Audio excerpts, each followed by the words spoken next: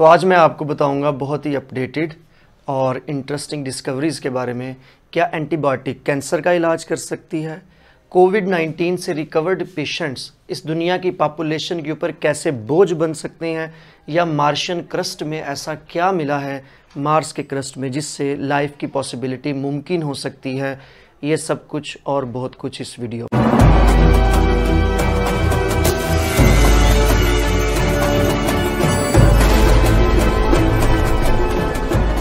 अस्सलाम वालेकुम, मैं ब्रेन लर्नर के इस प्लेटफॉर्म से आपको खुशामदीद कहता हूँ। आज मैं आपके लिए कुछ रीसेंट डिस्कवरीज़ और रीसेंट पब्लिशिंग के बारे में जो है इस वीडियो में आपसे बात करूँगा।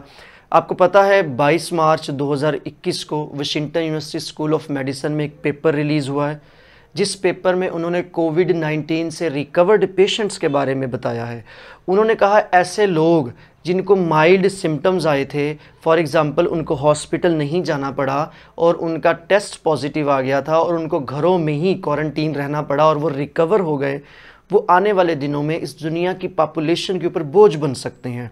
किस तरह बोझ बन सकते हैं? उन्होंने कहा ऐसे लोग जिनको बेशक माइल्ड सिम्टम्स आए थे, उनको ब्रीदिंग प्रॉब्लम्स के साथ साथ उनको मेंटल इलनेस हो सकती है, उनको दिमागी बीमारियां हो सकती हैं और इन्फेक्शन के 6 महीने के दौरान का जो टाइम पीरियड होगा उस दौरान उनकी डेथ और सीरियस इलनेस का चांस बढ़ जाएगा।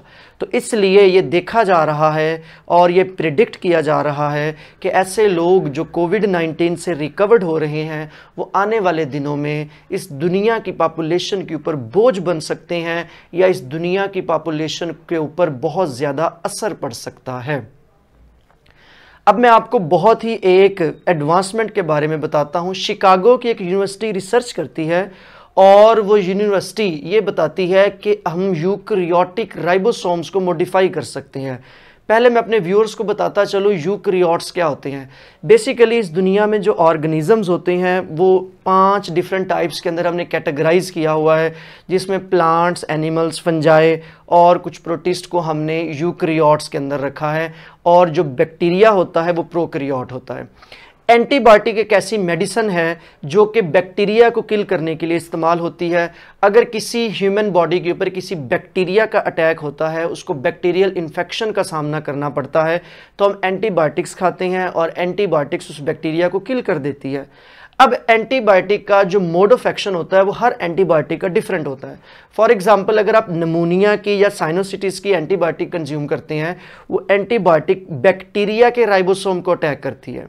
अब बैक्टीरिया का राइबोसोम, प्रोकैरियोटिक राइबोसोम और यूकैरियोटिक राइबोसोम दोनों डिफरेंट हैं।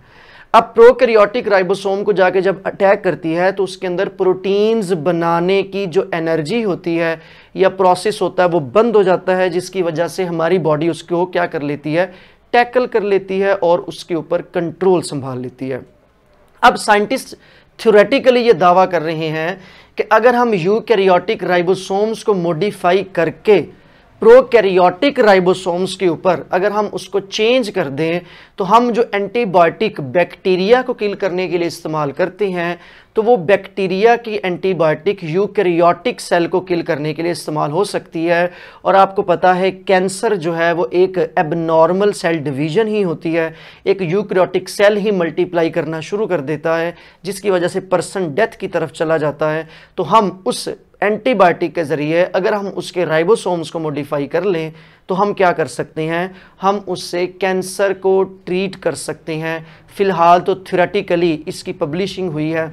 अगर इसके ऊपर जो है वो अमल दरामद हो जाता है या हम इसको मॉडिफाई कर लेते हैं तो आने वाले दिनों में एंटीबायोटिक कैंसर के इलाज के लिए भी इस्तेमाल हो सकती है। अब मैं आपको बताता हूँ 16 मार्च 2021 को एक पेपर पब्लिश हुआ। उस पेपर में साइंटिस्ट ने यह दावा किया है कि उन्होंने कोविड-19 के पेशेंट या जिनको कोविड-19 का अटैक होता है उसके खिलाफ लड़ने वाला जीन हमने आइडेंटिफाई कर लिया।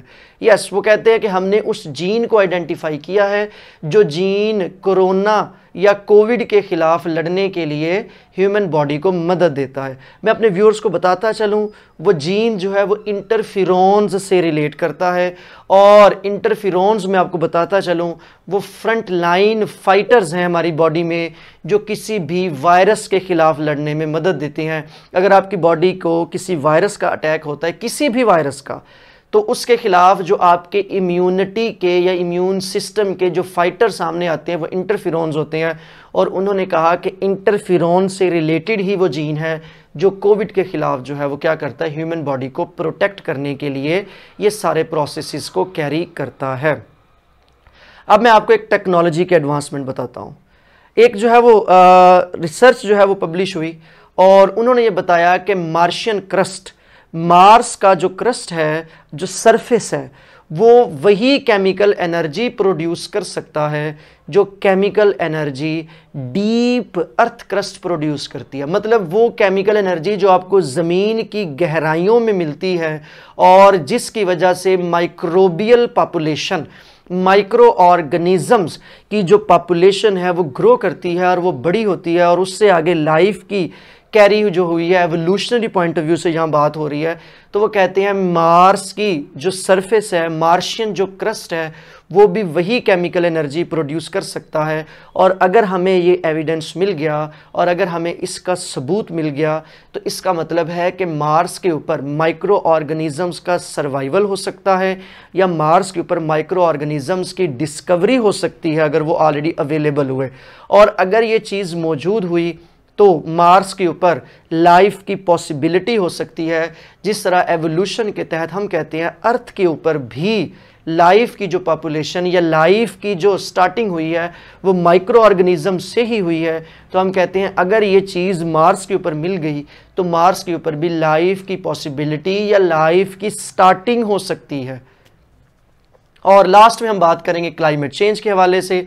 और आपको पता है क्लाइमेट चेंज जो है वो बहुत ज़्यादा इफ़ेक्ट कर रहा है दुनिया को और इस दुनिया के तकरीबन सारे जो कंट्रीज़ हैं और जितने भी बड़े लीडर्स हैं वो सारे के सारे क्या कर रहे हैं, क्लाइमेट चेंज के ऊपर अपना जो है वो बहुत ज़्यादा कंसर्न है और वो इस चीज़ के ऊपर बहुत ज़्यादा जो है वो देखना चाहते हैं। जिस तरह मैं कह देता हूँ कि हैबिटेट लॉस है, स्विंग्स इन टेम्परेचर है, ये सारी चीज़ें, वाटर का कमी होती जा रही है इस दुनिया में, ये सारी चीज़ों ने एनिमल्स को ऑलरेडी किनारे पे लगा दिया है। एनिमल्स ऑलरेडी जो है वो बॉटम लाइन पे जाते जा रहे हैं, उनका नंबर बहुत ज़्यादा कम होता जा रहा है और एक्सटिंक्शन बढ़ती जा रही है।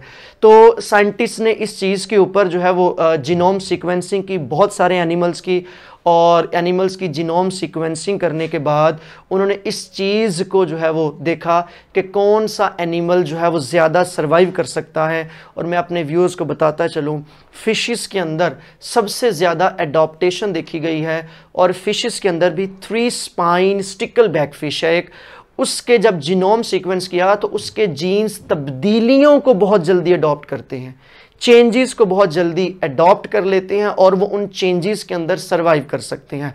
इस सारी जो है वो रिसर्च से उन्होंने एक एवोल्यूशनरी पैसेज भी डिस्कवर किया जिसकी वजह से साइंटिस्ट ने ये भी बता सकते हैं अब आने वाले दिनों में कौन सा एनिमल इस दुनिया से एक्सटिंक्ट हो सकता है और कौन सा एनिमल इस क्लाइमेट चेंज के साथ साथ इस दुनिया में सरवाइव करेगा। आपको हमारी एफर्ट कैसी लगी? अगर आपको हमारी एफर्ट पसंद आई है तो कमेंट सेक्शन में ज़रूर बताइएगा। Keep watching brain learners. Thank you. अल्लाह हाफिज़।